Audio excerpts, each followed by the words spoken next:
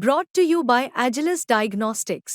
Health test की बात आती है तो मैं भरोसा करता हूँ India largest diagnostics company Agilus diagnostics. खुद को टेस्ट करते रहो। ब्रिक्स के बनने के बाद से ही लगातार इसका विरोध करने वालों की कमी नहीं रही है। पश्चिमी देश लगातार ब्रिक्स का विरोध करते आए हैं, जिस पर ब्रिक्स देशों ने कई बार जवाब भी दिया है। भारत और रूस लंबे वक्त से कहते आए हैं कि ब्रिक्स पश्चिमी देशों के खिलाफ बनाया गया संगठन नहीं है। G7 देशों की तरह ही ब्रिक्स भी है।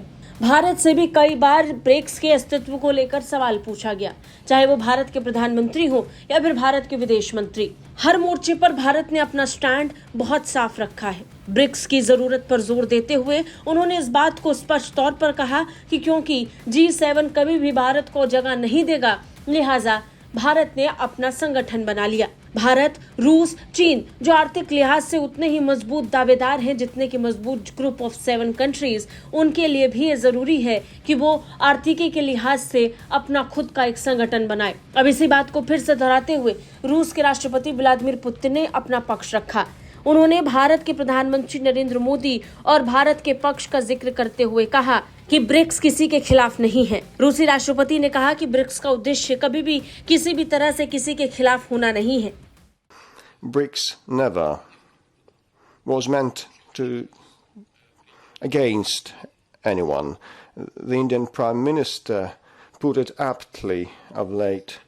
He has said that BRICS is not an anti-Western group. It's just a non-Western group.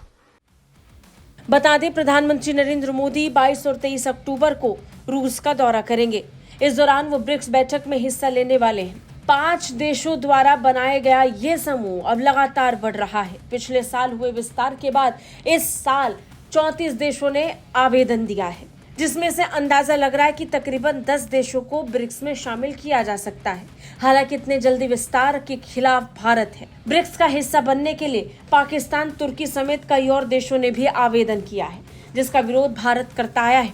BRICS में कौन से देश शामिल होंगे, कौन से नहीं, ये एक तरफ है, लेकिन पश्चिमी देशों की चिंता ब्रिक्स को लेकर लगातार बढ़ रही है। तकरीबन 34 देशों का आवेदन करना ही इस बात का संकेत है कि अगर 34 के 34 देशों को आज की तारीख में ब्रिक्स में मिला लिया जाए तो ये नाटो से बड़ा हो जाएगा।